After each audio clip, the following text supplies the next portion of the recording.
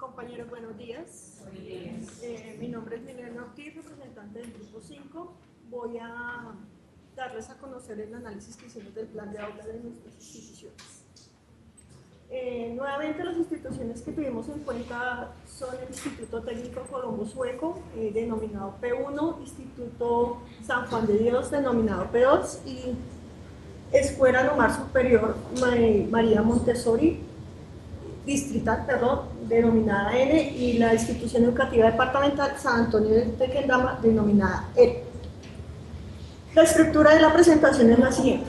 Primero, los factores asociados a la planeación, adelante seguiré con los recursos utilizados y finalmente con el análisis de los planes de área teniendo en cuenta las dimensiones del currículo. Factores asociados. ¿Qué entendemos nosotros por factores asociados? Aquellos condicionantes para que nosotros tenemos en cuenta para el momento de realizar la planeación de aula.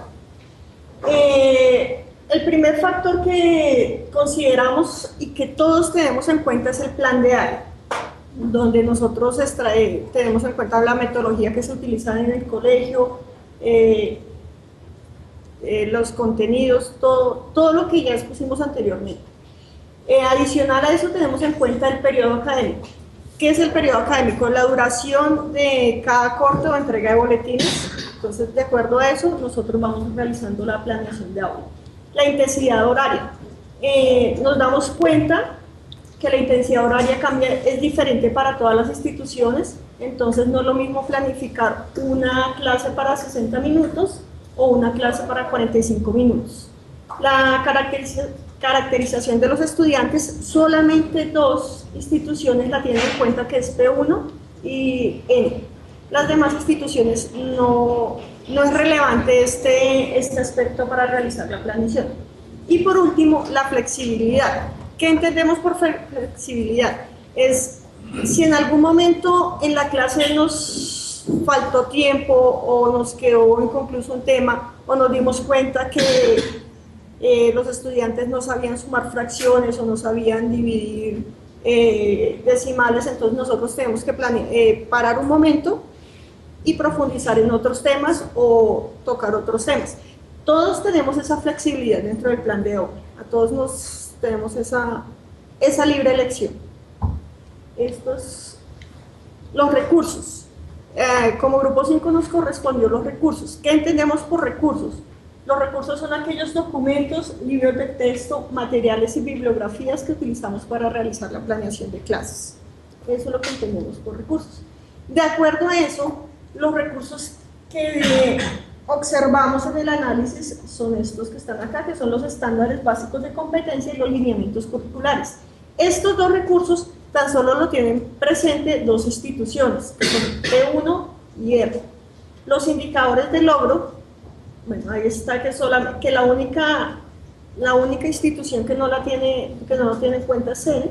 El PEI, pues contradictorio a lo que se podría pensar, solamente una institución tiene en cuenta el PEI y el énfasis del colegio. Las demás no es visible en el formato y los mismos compañeros nos contaron que no es relevante estos aspectos para realizar dicha planeación. El plan de área, nuevamente todos lo tenemos en cuenta, y los libros de texto de matemáticas. La única institución en la cual no se utilizan son en la institución N. Bueno, la estructura de los planes de área. Recursos, sí.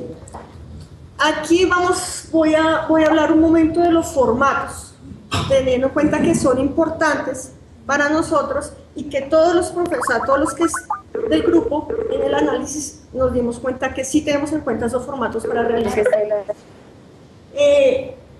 Aquí mostramos el formato del plan de área de N. ¿Por qué el plan de área? Porque el plan de aula que utiliza el docente de la institución N es un extracto del plan de área. Entonces, no tiene un plan de aula específico, sino que es el mismo plan de área que presentamos anteriormente. Entonces, para esta parte no lo vamos a tener en cuenta. ¿Por qué? Porque en los apuntes nos decían que una planeación de aula no debería ser un extracto del plan de área. Aquí mostramos el formato un ejemplo de formato de la institución N, donde vemos los aspectos que utilizan, como las didácticas de evaluación, los contenidos, que más adelante los traeré a colación. La estructura de los planes de área. Repito, no vamos a tener en cuenta N porque es relacionado con los formatos. Estas son las dimensiones del currículo. Aquí vamos a decir si tiene coherencia o no. ¿Qué significa que tenga coherencia? Que aparezca esa dimensión dentro del formato y que además lo que aparece ahí si es lo que corresponde a la dimensión del currículo.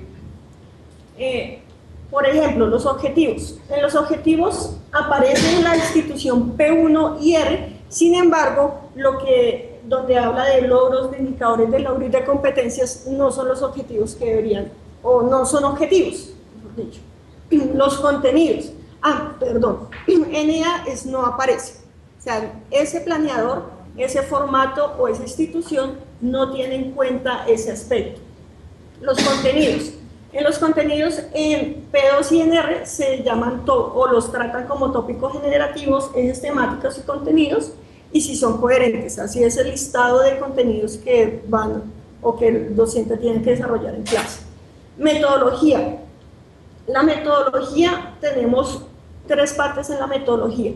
Una parte es la metodología didácticas y transferencia, que es donde el docente detalla o narra lo que va a hacer en clase, exactamente lo que va a hacer, paso a paso o cómo va a actuar con los estudiantes.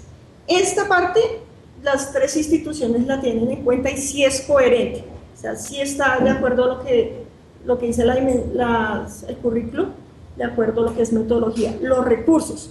Aquí en P1 dice los recursos que el docente debe llevar, que la institución le debe dar al estudiante, y cosa diferente en P2, que son los recursos que el estudiante debe llevar a la clase. En R no se habla de recursos. Observación y reflexión. En P1 y en R no se hace esa observación, en P2 sí se hace una observación. ¿Quién realiza esa observación? Un agente externo de la clase. Sin embargo, esa observación la hace el mismo docente y es al final de clase coloca o indica qué errores tuvieron los estudiantes, en qué se puede en qué se puede profundizar o qué no se debería tener en cuenta para esa temática más adelante.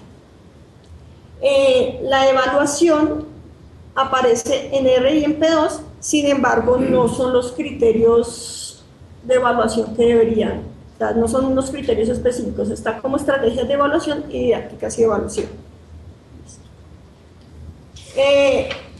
Lo anterior yo hablaba de los formatos, sin embargo nos dimos cuenta que no solamente tenemos en cuenta los formatos, sino hay una planeación real, en donde hay una parte que se tiene en cuenta los formatos, hay otra parte que el docente va haciendo en su actuar. Brevemente voy a detallar lo que hace en cada institución. El docente de P1, tiene en cuenta la planeación, del formato de planeación tiene en cuenta la metodología. De esa metodología tiene en cuenta lo que va a hacer en clase, sin embargo, él lleva libros de texto que no aparecen en la metodología y coloca ejercicios o él mismo se va inventando ejercicios en clase, o sea, eso ya no está establecido en el formato. En N, esto ya es dentro de la planeación, no es teniendo en cuenta el formato, sin embargo, N hace una planeación dentro del plan de área por sesiones.